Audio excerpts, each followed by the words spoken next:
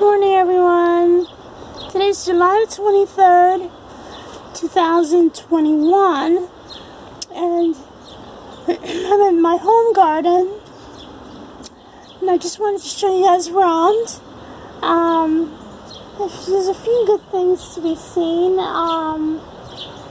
Back in the spring, May and June, we had a lot of perennial flowers. It's almost like a mini or micro botanical garden around here. There's irises and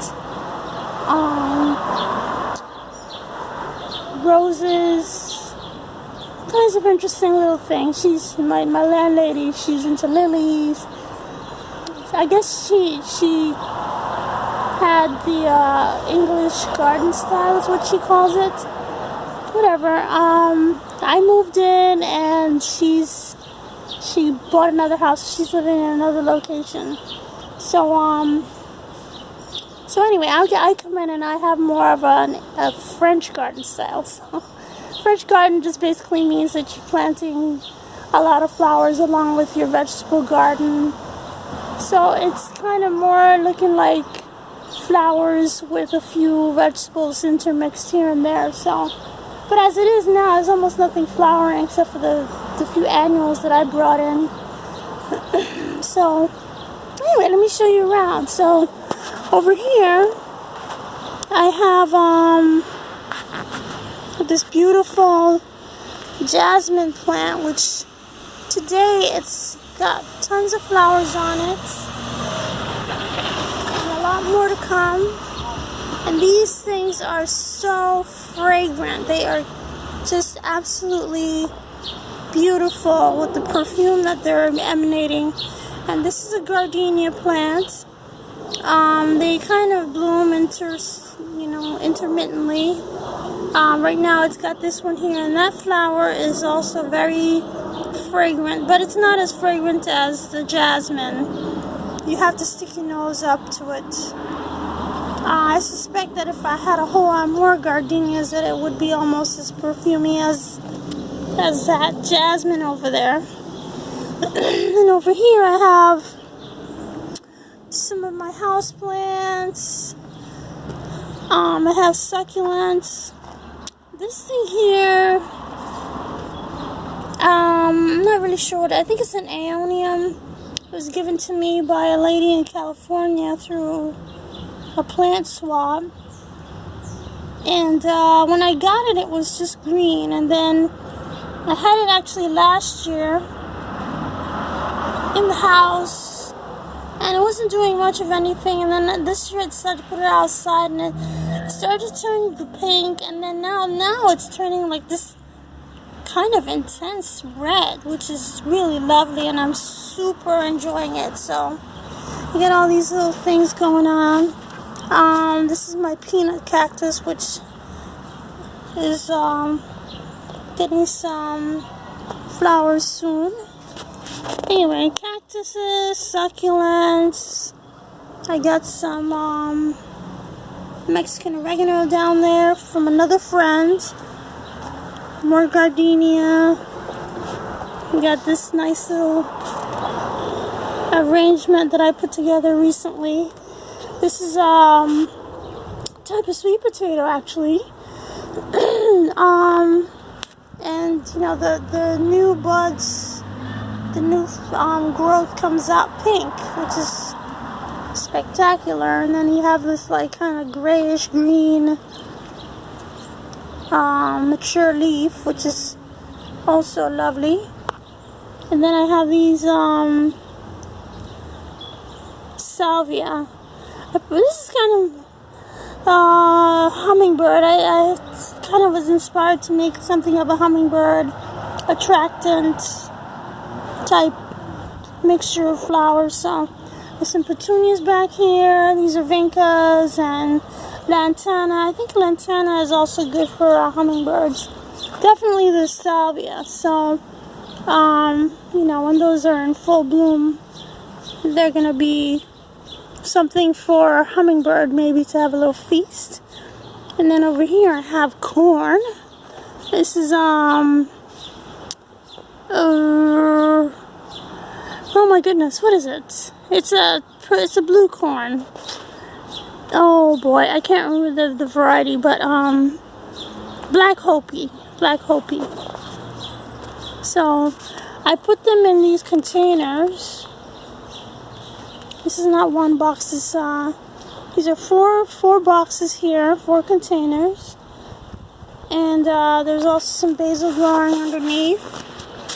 And I have these other containers here with beans and more corn and flowers, zinnias, which you can't have a garden, in my opinion, without zinnias. More corn, and then of course more corn out here. So this house here has a nice little what do you call it, parking strip. So the landlady had been planting flowers out here. So I decided to sort of extend the corn bed out here. So it's actually just 4 plants. There's 2 here and 2 here. Actually, there's 2 here and 2 here, so it's actually 8. And 2 here and 2 here. So, and then there's another stretch of zinnias. The sun's a little bright right now, so it's hard to see things with the contrast. Alright. So, for a couple of years I had been looking around. I had been coveting these cupcake cosmos. So I finally found some. Burpee, I think, had some just sitting right there in the seed rack at the Home Depot. So I picked it up. And I'm very pleased, I have to say. But this is actually the first time I've seen this cupcake form. So basically all the petals are fused. Generally what's been happening is this thing, you know, partial fusing or no fusing at all. I think it has something to do with the cooler weather. The last couple of nights have been very cool, so and then it had been terribly hot before, so perhaps it has something to do with that. Anyway, yeah, let's just take a look over here. So, and she also was all about sunflowers. So there's sunflowers, and these are all reseeded actually. There's a bunch of stuff that reseeded itself along the edge of the sidewalk here, and these are things that I planted. This is a purple snap bean, blue cocoa it's called, but it makes pretty little purple flowers. You can kind of see them. And when this thing gets bigger, it's gonna be like really lovely. Oh, there she is. Oh my goodness. There's this let me see if I can zoom in. Ooh.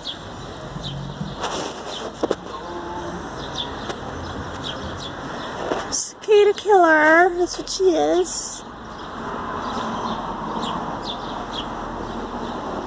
She kind of looks at me like real mean and menacing. But apparently she doesn't really, she's just really hunting for stuff. So yes, cicada killer. She's a fierce hunter. She hunts cicadas to feed her underground nests of larvae.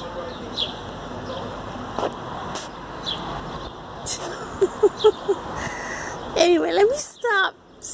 I'm only like 3 feet from her, so I don't want to aggravate her anymore. Generally, they say that they don't really have any interest in attacking people, but you know, if you go menacing them, messing with them, if they feel that you're you know, looking a little aggressive, then they come after you. So let me get away from her. Anyway, so here's another sunflower. This I just put together this planting bed here, this flower bed, in this parking strip.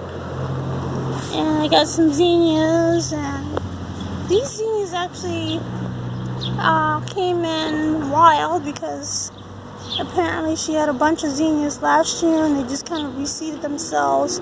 There's some more, there's more.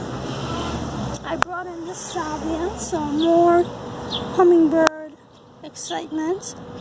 Marigolds, snapdragons. And then there's this amazing tiger lily, which is curated by the landlady.